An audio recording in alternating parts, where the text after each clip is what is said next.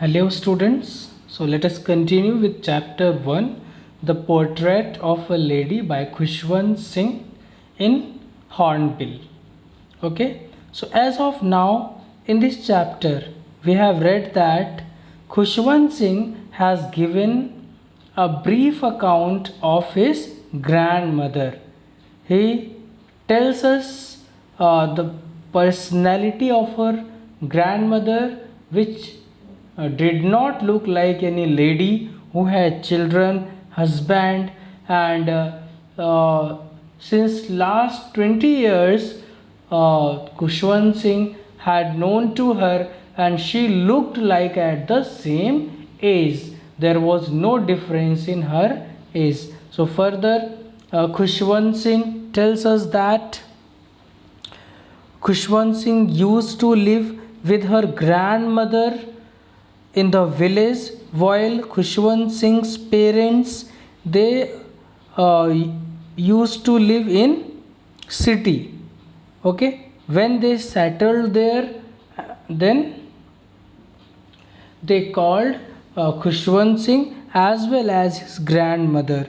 But when Khushwant Singh lived with his grandmother in the village, his grandmother used to get him ready for school.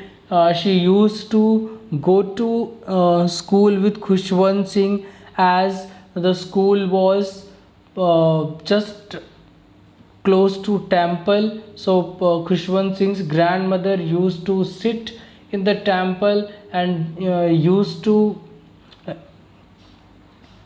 pray to the god. Okay, and used to read the scriptures, the religious book, while Khushwant Singh was studying in the school. And when she came back, she was having stale chapatis. She used to feed the stray dogs.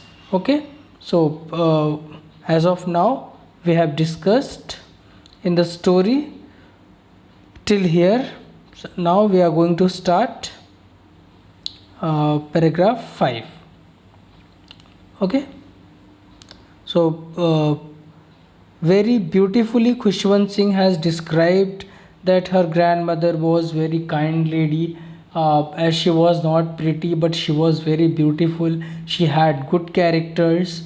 She used to tell about her childhood games, about how she had spent her childhood. But for Khushwant Singh it was a mystery, and he could not believe what she used to tell Khushwant Singh. Okay, so now let us continue with paragraph 5th.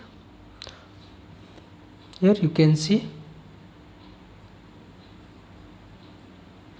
my grandmother always went to school with me because the school was attached to the temple. So when Khushwant Singh lived in the village with his grandmother, his grandmother always used to go to school with the writer, with narrator, with Khushwant Singh, because the school was attached to the temple. The priest taught us the alphabet and the morning prayer. And the priest in the school, the priest taught the students the alphabet and the morning prayer, while the children sat in a rows on the either side of the veranda singing the alphabets or the prayer in a chorus. My grandmother sat inside reading the scriptures.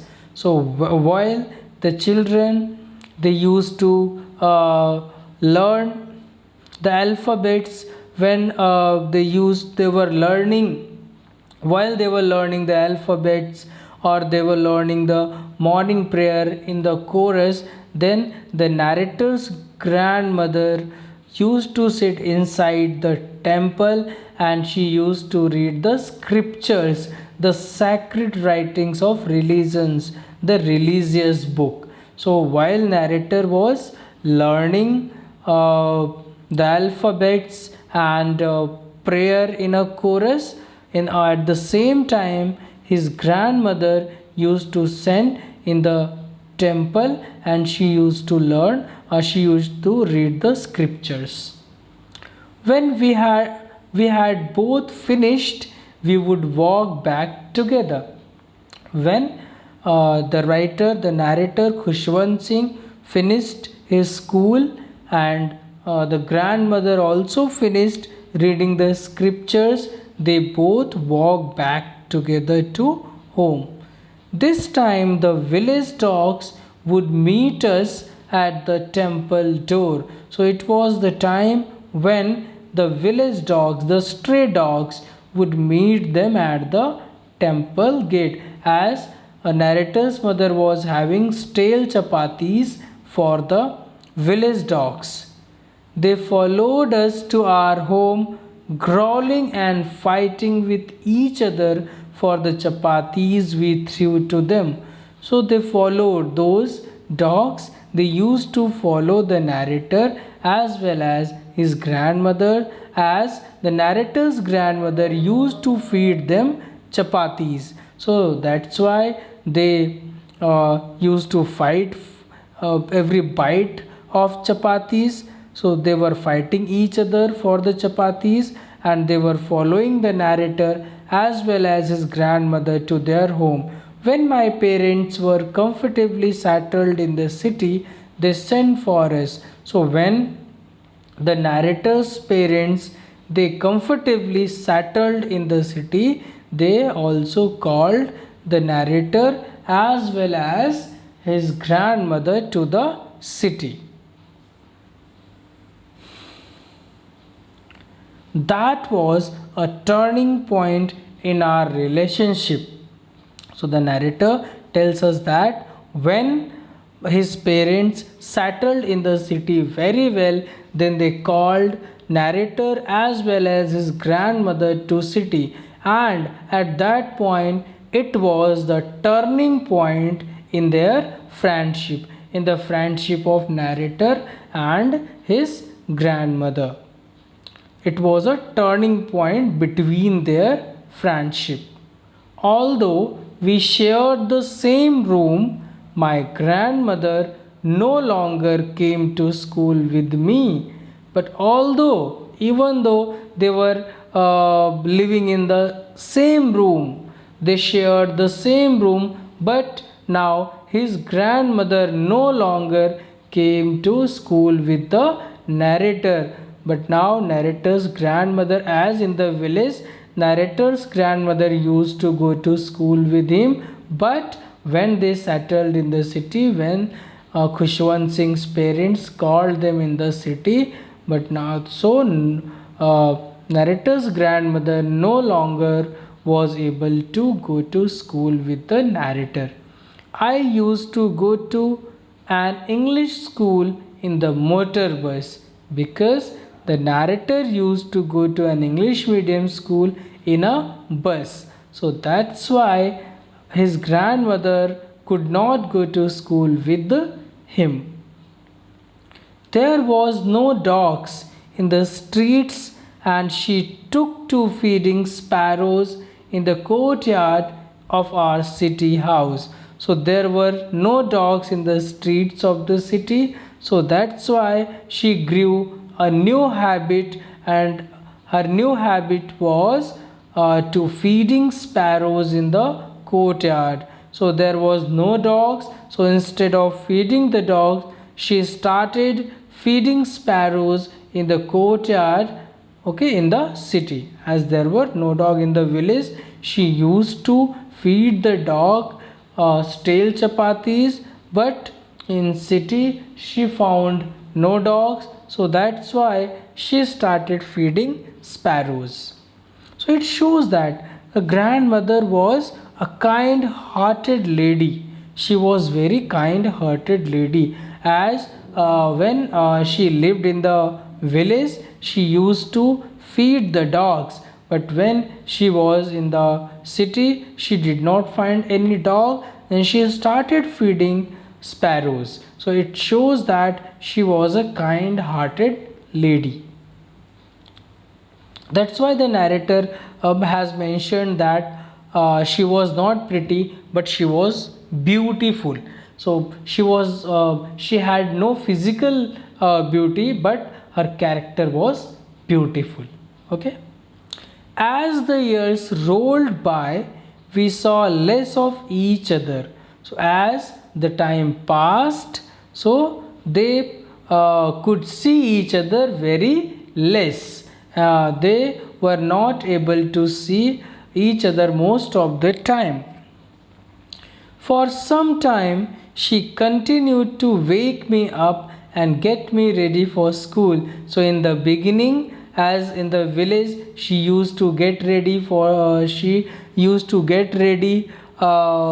him for the school. So, in the same way, in the city, for some time, for some days, she continued to waking him up and getting him ready for the school.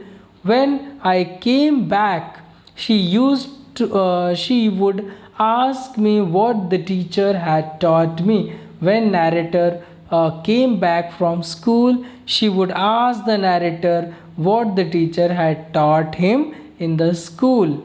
I would tell her English words and little things of Western science and learning, the law of gravity, Archimedes' principle, the world being round, etc. So now the narrator was studying in an English medium school. So when his grandmother asked him what he had learnt in the school, what he had been taught in the school, then he would tell her English words and little things of Western science and learning and the law of gravity, Archimedes' principle. So he was able to tell grandmother about English word and science which he was learning in an English medium school.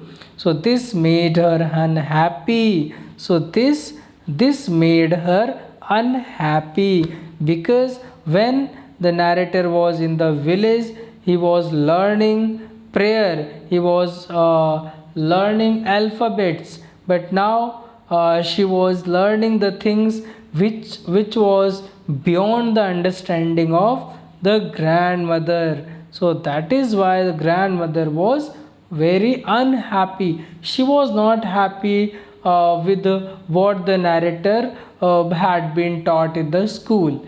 Okay, as she was very religious lady, so she wanted narrator to be taught the same things, the prayer and to read the scriptures. But in an English medium school in the city, he was not taught all these things. So that's why she was this made her very unhappy. She could not help me with my lessons, as also she did not know English, she did not know science. So that's why she could not help the narrator with his lessons. She did not believe in the things they taught at the English school and was distressed that there was no teaching about God and the scriptures. Yes. So she did not believe in the things they taught at the English school. So she did not believe the things which were taught in the English medium school and was distressed and was extremely sorrow when she got to know that in an English medium school English and science were taught. Then she was extremely sorrow, she was in extremely pain that there was no teaching about God and the scriptures. So she had pain because there was no teaching about God and the scriptures in the English medium school. One day I announced that we were being given music lessons. She was very disturbed. So one day the narrator informed her that they had been given music lessons. So it made her very disturbed, it made her very unhappy. So when narrator informed her that he had music lesson in school, this made her very unhappy. To her, music had lewd association. It was the monopoly of harlots and beggars and not meant for gentle folk. So according to her, music was made for only lewd association, for the people who are obscene, indecent. So music had been made for the people who are indecent. According to grandmother, music was made for the people who were indecent. It is not for decent people, it is not for civilized society. It was the monopoly of harlots, and it has only rights to prostitutes to learn music. So only the indecent people or prostitutes are mean to learn music. Okay, the respected one, the civilized person, the decent person are not meant for learning music, and beggars and not meant for gentle folk. So it was meant for beggars, indecent people, prostitutes. So it was not meant for gentle folk. The music was not for noble person, for gentle person. Music for indecent, obscene, prostitutes or beggars, according to grandmother. She said nothing, but her silence mean disapproval. The grandmother, when narrator informed her that he had a music lesson in the school, she said nothing, but her silence shows her disapproval. She was not happy that the narrator was taught music lesson. The narrator was taught music in the school, as she used to think that the music is made for indecent, obscene people, prostitutes, and it is not for the gentle one, it is not for respected one, it is not for civilized one. Okay, now look at the 8th paragraph. When I went up to university, I was given a room for my own. So now when narrator finished his schooling and he started going university, then he was given a room for his own. Then he was given a separate room. The common link of friendship was snapped. So now when narrator started living in other room and grandmother was in other room, so at this point their common link of friendship was snapped, was broken completely. So now their friendship was broken completely.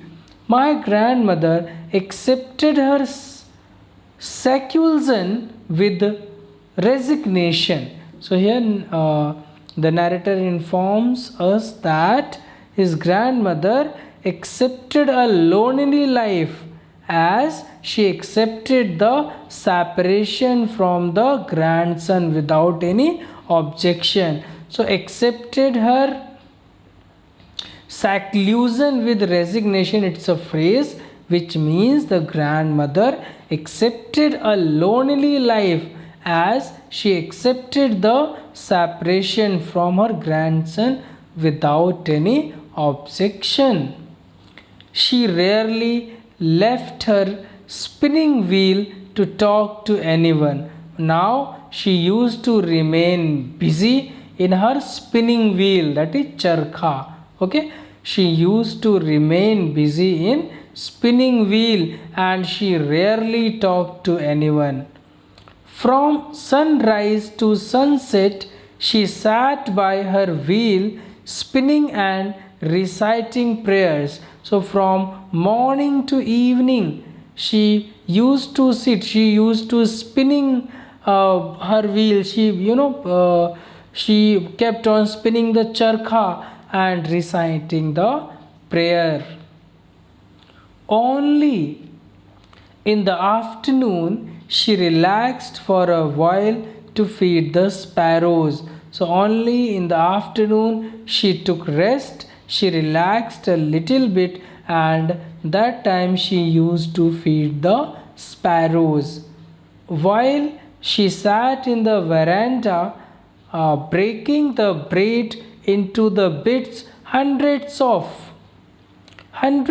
birds collected around her, creating a variable bedlam of chirpings. So, when she sat in the veranda and breaking the bread into pieces, then hundreds of little birds collected around her and they start creating the noise and confusion. Okay, so here the variable bedlam of chirpings means it refers to the noise and confusion caused by the chirpings of the sparrows. So when the grandmother sits in the veranda and she breaks the bread into pieces, hundreds of birds collects there and they start making noise around her. Some came and perched on her legs. So some birds came and sat on her legs, others on her shoulders, and other birds they used to sit on her shoulders. Some birds used to sit on her legs, some birds used to sit on her shoulders. Some even sat on her head, and even some birds used to sit on her head. She smiled but never shooed them away. When the birds used to sit on her leg, shoulder, or head, so she never make them go away by shouting or saying shoo. So she never made them go away. She always let them sit on the leg, shoulder, or head. It used to be the happiest half hour of the day for her. So, when she used to feed the birds, when she used to feed the birds the pieces of chapatis, so this time used to be the happiest time for her, for the narrator's grandmother.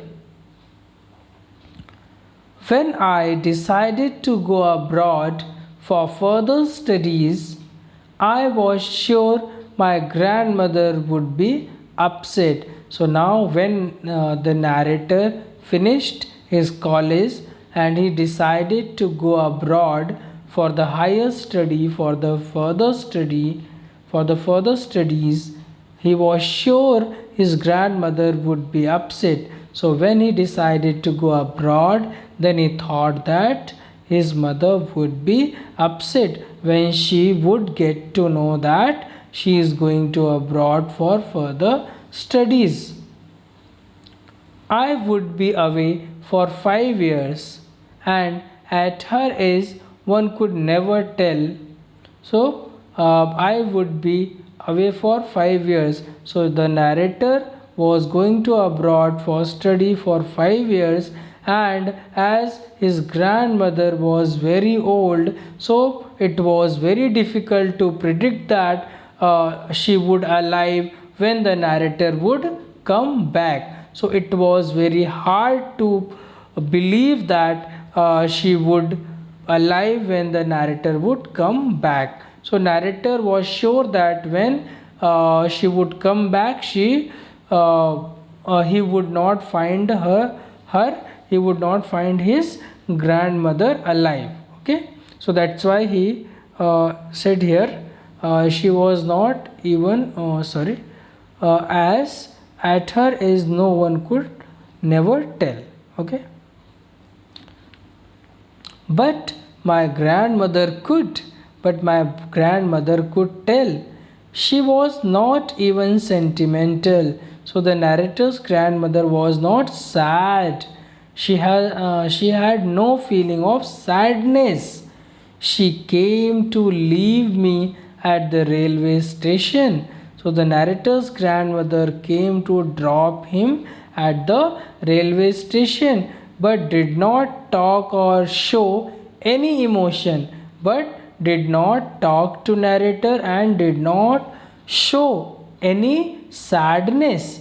Her lips moved in prayer. So when she went to drop the narrator at the station, her lips moved in the prayer. Her mind was lost in prayer. So that, even that time, her mind was lost in the prayer. She was doing her prayer, chanting her prayer. Her fingers were busy telling the beads. So even though she went to the station to to leave the narrator Khushwant Singh, even that time her fingers were busy telling beads. Telling beads means, student, it is mala japna in Hindi. So simply counting the beads of her rosary. So she was busy in counting the beads of her rosary. So she was busy, वो माला जपने में busy थी. So that is a small piece of glass or stone threaded with others to make a rosary or necklace. Now you must have seen the beads in the garland. So that is necklace. Okay, that is rosary. So she was busy chanting her prayer and counting the beads. You must have seen people counting the beads, telling the beads.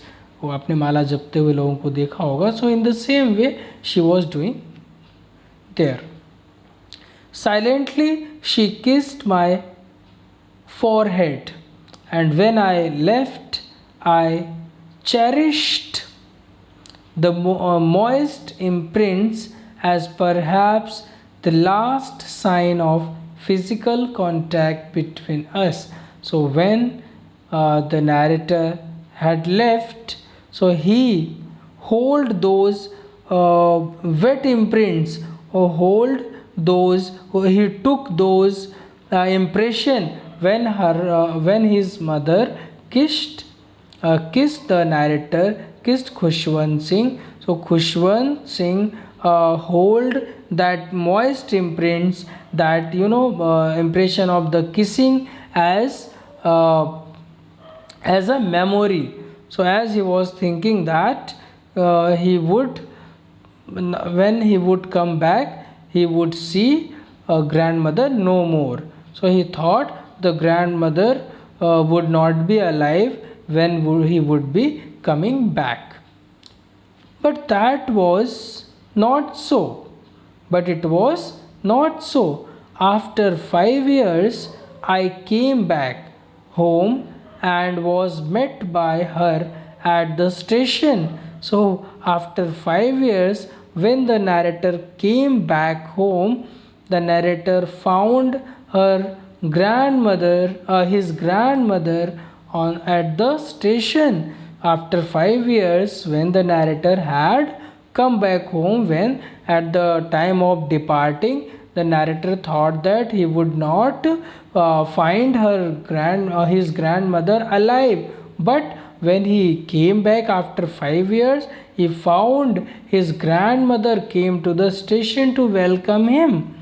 She did not look a day older. So when the narrator saw her, she was not looking a day older. She was looking at the same age. She still had no time for words. Still she did not speak any words. And while she clasped me in her arms, I could hear her reciting her prayers. So when the narrator's grandmother hugged him, then narrator could hear that still she was reciting the prayers. Even on the first day of my arrival, her happiest moments were with her sparrows, who she fed longer and with frivolous rebukes. So even it was the first day when narrator had come after 5 years, but even though she did not spend much time, the narrator, her happiest moments were with the sparrows. So it was her, as usually she used to feed the sparrows. It was the happiest time of her. So in the same way, on that day also, when the narrator came back, she did not talk to him much, and she was feeding the sparrows, and she fed longer with the frivolous rebuke, mean light-hearted scolding. Sometimes she used to scold the birds. So I have explained till paragraph 9. In my next video, I will finish this chapter, and I will also discuss the question, answer and other exercises. Thank you for watching.